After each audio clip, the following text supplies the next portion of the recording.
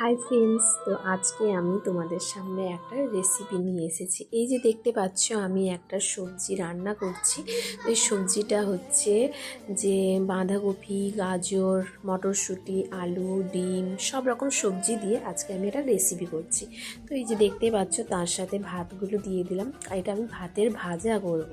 আর আমার ছেলে খুবই খেতে ভালোবাসে, তো সে ভাত ভাজা না বলে যে হলুদ ভাত করে দাও। তো কালকে রাত্রে ভাত করেছিলাম, একটু ভাত বেশি থেকে গেছিলো, তো সেই বেশি ভাতটাকে আমি জল না ঢেলে ভাতের ভাজা বানিয়ে ফেললাম। এইরকম করে তোমরা অবশ্যই ঘরে ট্রাই করতেই পারো, খুবই টেস্টি লাগে খেতে, এত সুন্দর লাগে মানে কি বলবো। তোমরা পারলে কিন্তু অবশ্যই ঘরে একবার ট্রাই করতে পারো। সব রকম সবজি দিয়ে ভাত দিয়ে একদম নাড়াচড়া করে নিলাম। এবার পুরোপুরি মিশে গেলে হয়ে যাবে ভাত ভাজা। দেখো, এর পরে নামিয়ে নিলাম, আমি একটা গামলায় নামিয়ে নিলাম। আর উপরে একটা দেখতে পাচ্ছ না রেড কালারের, ওটা হচ্ছে কাঁচা লঙ্কা, আমার ঘরের গাছে কাঁচা লঙ্কা। তো তোমরা অবশ্যই ট্রাই করো, কেমন লাগলো।